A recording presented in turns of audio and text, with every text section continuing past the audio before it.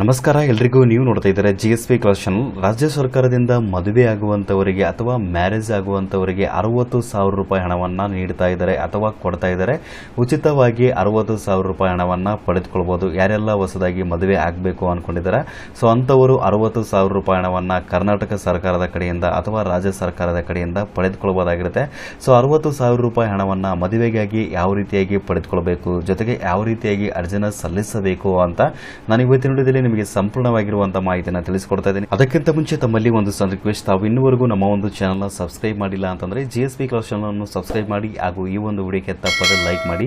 GSP class channel ಅನ್ನು subscribe ಮಾಡೋದ್ರಿಂದ ಸಾರ್ವಜನಿಕರಿಗೆ ಉಪಯುಕ್ತ ಆಗುವಂತಹ ಮಾಹಿತಿಗಳು ಜೊತೆಗೆ ಸರ್ಕಾರದ ಕಡೆಯಿಂದ ಸಿಗುವಂತ ಎಲ್ಲ ಒಂದು ಯೋಜನೆಗಳ ಮಾಹಿತಿಗಳನ್ನ ಸೊ ನಮ್ಮ ಒಂದು ಚಾನಲ್ನಿಂದ ನೀವು ಪಡೆದುಕೊಳ್ಳಬಹುದು. ಸೊ ಅದರಿಂದಾಗಿ ದಯವಿಟ್ಟು ನಮ್ಮ ಒಂದು ಚಾನಲ್ನ ಸಬ್ಸ್ಕ್ರೈಬ್ ಮಾಡ್ಕೊಳ್ಳೋದು ಮಾತ್ರ ಮರಿಬೇಡಿ. ಬನ್ನಿ ಇವತ್ತಿನ ವಿಡಿಯೋನ ಶುರು ಮಾಡೋಣ. ರಾಜ್ಯ ಸರ್ಕಾರದ ಕಡೆಯಿಂದ 60,000 ರೂಪಾಯಿ ಹಣವನ್ನು ಮದುವೆಗಾಗಿ ಉಚಿತವಾಗಿ ನೀಡ್ತಾ ಇದ್ದಾರೆ. ಸೊ ಯಾರೆಲ್ಲ ಮದುವೆ ಆಗಬೇಕು ಅನ್ಕೊಂಡಿದ್ದಾರೆ ಸೊ ಅಂಥವರು 60,000 ರೂಪಾಯಿ ಹಣವನ್ನು ಪಡೆದುಕೊಳ್ಳಬಹುದಾಗಿರುತ್ತೆ.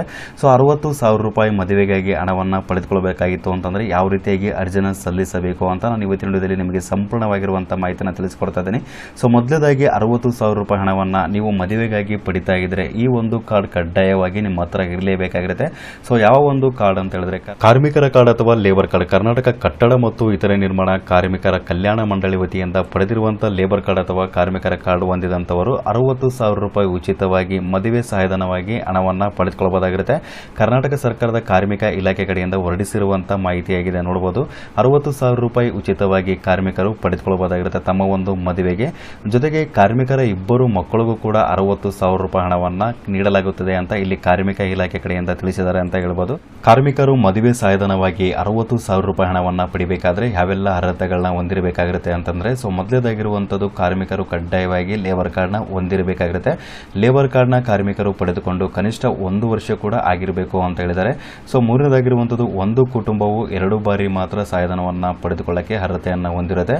ಸೊ ಅದೇ ರೀತಿಯಾಗಿ ನಾಲ್ಕನೇದಾಗಿರುವಂತಹ ಒಂದು ಅರ್ಹತೆ ಯಾವುದು ಅಂತಂದ್ರೆ ಸಹಾಯಧನವನ್ನು ಪಡೆಯಲು ವಿವಾಹ ನಿಯಮದಡಿ ಸೂಚಿಸಿರುವ ವಯಸ್ಸನ್ನು ತಲುಪಿರಬೇಕು ಅಂತ ಹೇಳಿದರೆ. ಸೊ ಮದುವೆಯ ದಿನಾಂಕದಿಂದ 6 ತಿಂಗಳ ಒಳಗೆ ಅರ್ಜಿ ಸಲ್ಲಿಸಬೇಕು ಅಂತ ಹೇಳಿದರೆ. ಸೊ ಇಷ್ಟೆಲ್ಲ ಅರ್ಹತೆಗಳನ್ನ ಕಾರ್ಮಿಕರು ಹೊಂದಿದ್ರೆ 60,000 ರೂಪಾಯಿ ಹಣವನ್ನು ಉಚಿತವಾಗಿ ಮದುವೆ ಸಹಾಯಧನವಾಗಿ ಪಡೆದುಕೊಳ್ಳಬಹುದಾಗಿರುತ್ತೆ. ಸೊ ಬೇಗನೆ ಕಾರ್ಮಿಕರು ಏನಾದರೂ ಅರ್ಜಿನ ಸಲ್ಲಿಸಬೇಕಾಗಿತ್ತು ಅಂತಂದರೆ ಸೇವಾ ಸಿಂಧು ಪೋರ್ಟಲ್ನ ಮೂಲಕ ಅರ್ಜಿನ ಸಲ್ಲಿಸಬಹುದು. ನಿಮ್ಮ ಒಂದು ಹತ್ತಿರದ ಕೇಂದ್ರಗಳಿಗೆ ಭೇಟಿ ನೀಡಿ ಅಲ್ಲಿ ನೀವು ಅರ್ಜಿನ ಸಲ್ಲಿಸಿ ಮದುವೆ ಸಹಾಯಧನವಾಗಿ 60,000 ರೂಪಾಯಿ ಹಣವನ್ನು ಪಡೆದುಕೊಳ್ಳಬಹುದಾಗಿರುತ್ತೆ. ಸೊ ಈ ಒಂದು ಮಾಹಿತಿ ಎಲ್ಲ ಕಾರ್ಮಿಕರಿಗೂ ತಿಳಿದಿರಲಿ ಅಂತ ನಾನು ಇವತ್ತಿನ ವಿಡಿಯೋದ ಮೂಲಕ ನಿಮಗೆ ಮಾಹಿತಿನ ತಿಳಿಸಿಕೊಟ್ಟಿದ್ದೇನೆ. ಸೊ ಈ ಒಂದು ಮಾಹಿತಿ ಅಥವಾ ವಿಡಿಯೋ ನಿಮಗೆ ಇಷ್ಟವಾಗಿತ್ತು ಅಂತಂದ್ರೆ ತಪ್ಪದೆ ವಿಡಿಯೋಕ್ಕೊಂದು ಲೈಕ್ ಮಾಡಿ ಹಾಗೂ ಎಲ್ಲರಿಗೂ ಈ ವಿಡಿಯೋನ ಶೇರ್ ಮಾಡಿ.